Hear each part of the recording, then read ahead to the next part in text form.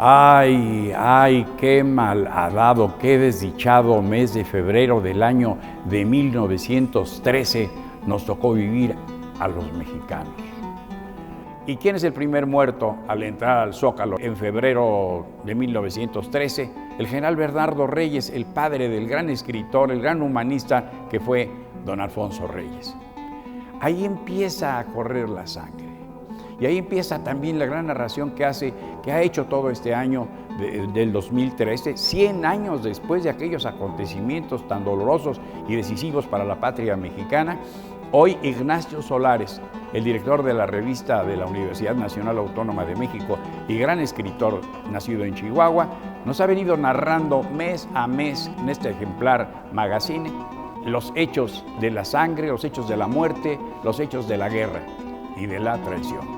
Nos hallamos ahora 100 años después de aquellos acontecimientos y se crea en memoria de aquel hombre, en memoria del doctor Belisario Domínguez, que pierde la vida defendiendo la verdad y la libertad. Nos hallamos en presencia de personas que la reciben en vida y post-mortem. Este año correspondió a don Manuel Gómez Morín, creador de instituciones como el Banco de México, un hombre que nació en plena Sierra Tarahumara, en un humildísimo, pobrísimo municipio, Batopilas. Quien ha estado por allí, y este su servidor ha estado allá varias veces, sabe de lo inexpugnable, de lo arisco y de lo avaro de esa tierra, excepto por sus bosques y el calor de su gente y los indios tarahumaras, la raza tarahumara. Pero han tenido mexicanos como Andrés Enestrosa, o don Jaime Torres Bodet, o la gran escritora Griselda Álvarez, o don Fidel Velázquez, un líder obrero que murió cuando tenía 97 años y decía, ya me da vergüenza cumplir tantos años, créame compañero. Y bromeaba con don Blas Chumacero, que eran de la misma edad, y decían, no se preocupe compañero, yo creo que la muerte ya se olvidó de nosotros. Don Andrés Enestrosa, que tenía tal ingenio que decía, hombre mediocre, no, es completamente ocre. Así se movía don Andrés Enestrosa, quien también recibió esa medalla, como el doctor Jesús Cumate, como el ingeniero Gilberto Borja Navarrete, que contribuyó tanto a la construcción de este México moderno, empresas, carreteras, caminos, etcétera, etcétera, etcétera. La han recibido instituciones nobilísimas y forjadores como don Eberto Castillo, María Lavalle Urbina, gran mujer campechana, que trabajó duramente por el bien de las mujeres y la elevación de la patria. La medalla Belisario Domínguez es pues destinada a premiar a hombres, a mexicanos que han hecho el bien del país y consecuentemente de buena parte de la humanidad. Soy Reyes Razo, servidor. Hasta la próxima.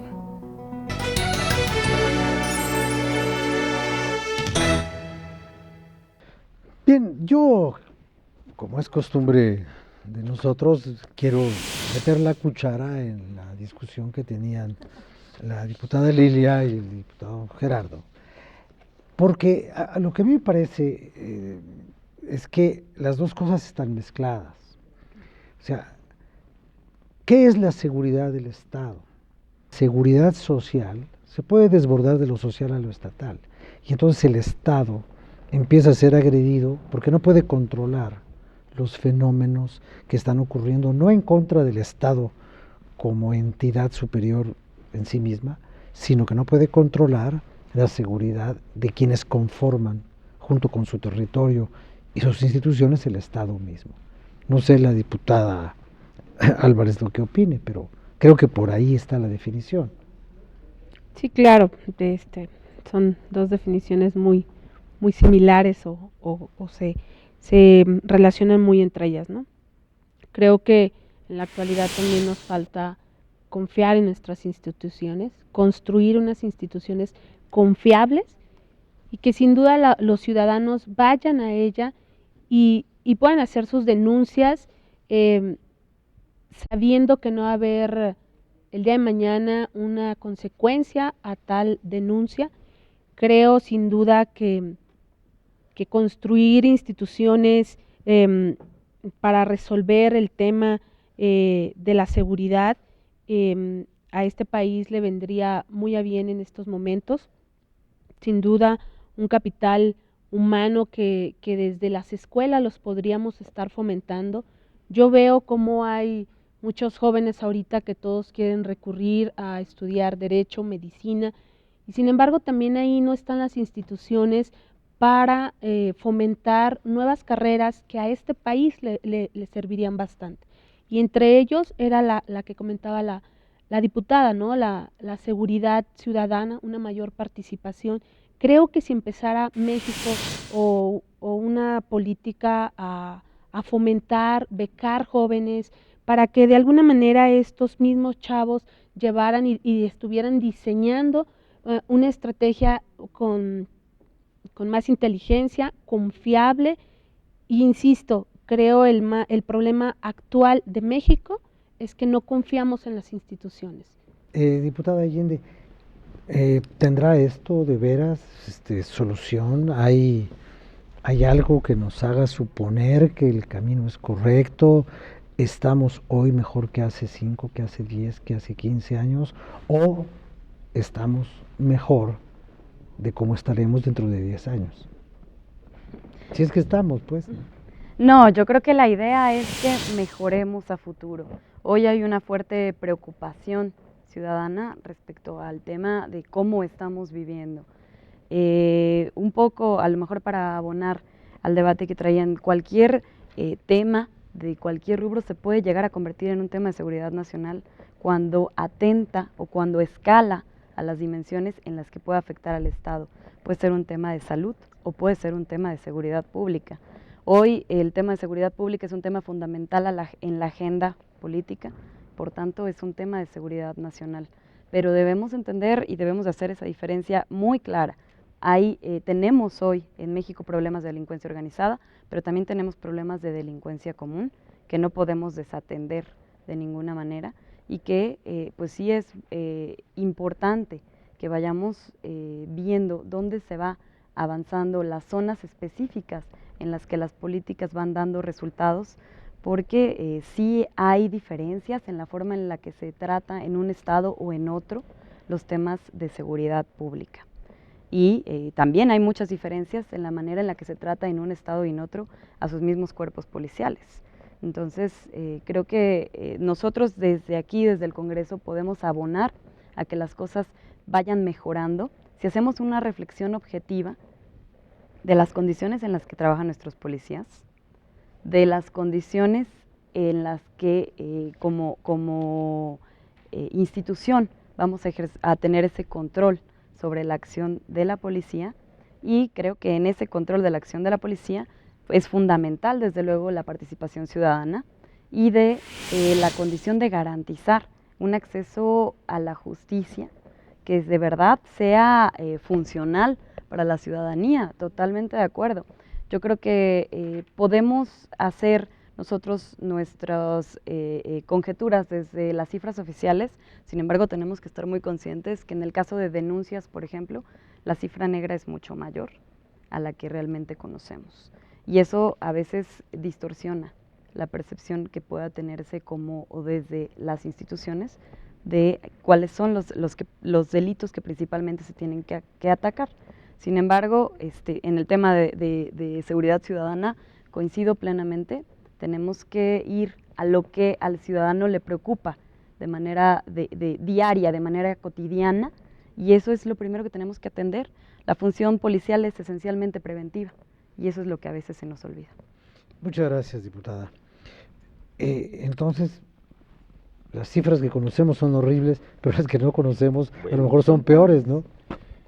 30 años, en los últimos 30 años en los que estuvo el PRI hasta el 2000, se dedicaron a administrar a la delincuencia, el pacto con los grupos criminales más fuertes, con los cuerpos de seguridad, mediante una política de pax mafiosa o de paz mafiosa.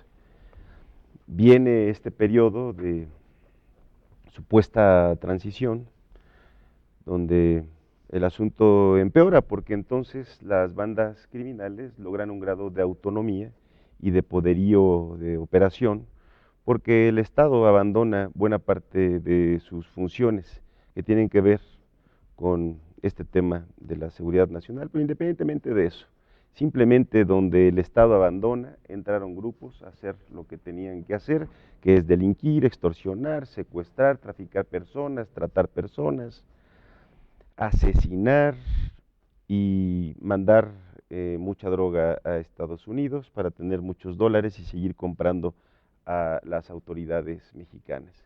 El tema me da mucha risa esto de los controles de confianza, pues está demostradísimo que las policías están totalmente infiltradas por el crimen organizado. No, tiene que haber dispositivos de carácter judicial, como el tema de, por fin, espero que no nos esperemos hasta el 2016 para que los juicios orales sean un hecho en este país y se respete el debido proceso para que no ocurra lo de la ciudadana francesa, que por esa razón, a pesar de que secuestró y lastimó a una familia, pues se queda fuera por un montaje ante otro poder fáctico, no nada más los grupos criminales y organizados, sino la televisión. Bueno, Este país no va a tener remedio y no le veo ganas a Enrique Peña Nieto, y menos a los partidos del pacto, y lo digo con toda indignación, sí con respeto, pero con indignación. Los partidos del pacto no les interesa en lo absoluto mejorar las cosas. No se va a modificar esta realidad en la que por cada millón de pobres hay un hipermillonario. El pacto de élite entre la élite empresarial y la élite criminal se mantiene. Seamos serios, ¿cuál comparecencia? ¿Cuáles son las mediciones que se hacen ante los funcionarios que vienen acá? Bueno, hasta Costa Rica, para no hablar de Francia o de Canadá, tienen un servicio profesional de carrera en los poderes legislativos donde se apoya a los representantes del pueblo a una fiscalización de verdad, tanto del Poder Judicial como de las policías y de sus resultados, como de las denuncias y de los ministerios públicos que debieran de ser fiscales generales y autónomos, sin hablar, para no extenderme de más, de los controles en materia social, que son los monitoreos de la organización civil, o de las ONG, y el tema de los controles de corrupción. Eso es lo que hace falta y no se ha decidido hacer, ni lo va a decidir hacer. Yo no sé de qué critica Peña Nieto si está haciendo exactamente lo mismo que Calderón, es decir, nada. Bueno, a ver, diputado Briviesca, aquí yo lo que veo es que se sigue manteniendo en la percepción o en la argumentación el factor y el producto. Si lo que está ocurriendo es el producto de una política acumulada de errores, no errores en materia de seguridad o de procuración de seguridad y de justicia, sino errores económicos, macroeconómicos, sociales, que le dan origen a toda la vigencia de un mecanismo de corrupción que obviamente ataca todo, claro, hasta los órganos de seguridad pública que se vuelven en órganos de inseguridad pública. Claro. Qué bueno que dice el tema de percepción. Estaba viendo los datos de la encuesta nacional de seguridad sobre percepción de seguridad pública y el mismo INEGI, la misma autoridad que tiene el Estado para medir las percepciones y para medir o censar a nuestra población, habla de que la gente empieza a tener una percepción cada vez peor sobre los temas de inseguridad. El día de hoy también en un diario de circulación a nivel nacional, una casa encuestadora publica también una encuesta de que los grados de percepción sobre los niveles de inseguridad y violencia ya han rebasado al poder del Estado, ¿no? Esto nos habla no solamente de que es un tema del día a día, ¿no? Sino que inclusive la gente a la que no ha sufrido de un ataque o de una situación de violencia o de criminalidad, pues ya la empiezan a resentir, porque no solamente son ellos, sino las gentes cercanas a sus familias, a sus amigos y cercanos, ¿no? Este es un tema bastante delicado. Me preocupa una cifra que sale en esta encuesta de Excelsior, perdón si he hecho el gol aquí. Los cobramos. Pero la percepción es que va a estar peor el año que entra, ¿no? Entonces, ¿qué nos queda a nosotros? Definitivamente por todos lados que lo veamos, la situación económica no nos beneficia, tenemos problemas de corrupción en todos los niveles, pero particularmente, y te digo, yo a final de cuentas soy técnico, yo me dedico a hacer encuestas, y una de las problemáticas que más señala la población es el problema de corrupción del policía en la calle, que como bien dices, ¿no? El policía de a pie causa más temor, causa más sensación de que nos va a hacer más daño o que le va a hacer más daño a la población que beneficio. Bueno, pues yo creo que hay que ir trabajando en el combate, hay que ir trabajando en la formación de policías más preparadas, más capacitadas, sin dejar de un lado la participación ciudadana, sin dejar de un lado la reconstrucción del tejido social, pero yo creo que aquí a donde hay que ponerle más énfasis es en el tema de la corrupción. Nosotros como políticos no hemos hecho nada para trabajar y yo creo que estamos a tiempo, si bien no son las mejores condiciones para el país, yo creo que no hemos tocado fondo, yo creo que aún estamos en tiempo para trabajar estos temas. Diputada Aguilar, ¿usted cree que estamos en tiempo para enderezar el barco o vamos a enderezar el submarino? ¿Qué vamos a hacer? Pues es que si pensara que no estamos en tiempo sería una pesimista y no lo soy. Entonces tendríamos que entregar el país y decir que bueno, pues ahí se lo dejamos a los delincuentes y ahí nos vemos, ¿no? Y esa no es ni la posición del PT ni la posición de una servidora. Yo creo que aquí, ya un poco retomando el hilo que ha dejado Fernando, hablemos un poco de qué le toca a los diputados en este tema, ¿no? Porque creo que tú has puesto sobre la mesa dos temas interesantes que no hemos dado continuidad. Primero, el tema, ya una vez aclarado, ¿no? Si el tema de la seguridad nacional y la seguridad humana evidentemente son diferentes, pero retomando un poco lo que decía Gerardo, necesitamos tener claridad en el tema de la estrategia de seguridad nacional, incluido el tema del crimen organizado. Y eso evidentemente le corresponde al Ejecutivo, pero sí le corresponde al Legislativo ser fiel de la balanza, equilibrio para solicitarlo y estar al pendiente de él.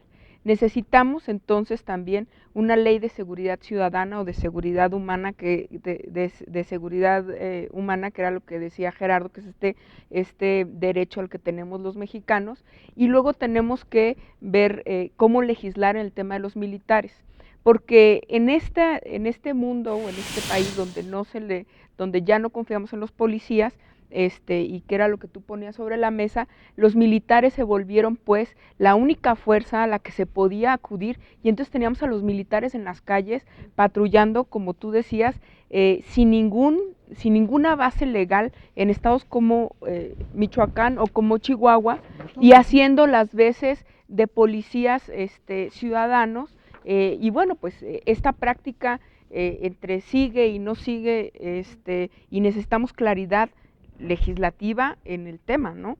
Y por último, el tema que no tiene que ver con seguridad, sino tiene que ver con la impartición de justicia, es el tema más que de juicios orales, que es la justicia transparente, y que acabe con este procedimiento escrito, que comúnmente se conoce como juicios orales, pero que venga a tirar toda esta corrupción que existe en el Poder Judicial, todos estos jueces que no sirven para nada, que son corruptos y que lo único que hacen es crear esta percepción de que la justicia en este país es nada más para los ricos y los pudientes. Bueno, pues con esto concluimos las rondas normales. Es momento de que hagamos una pausa y regresemos rápidamente.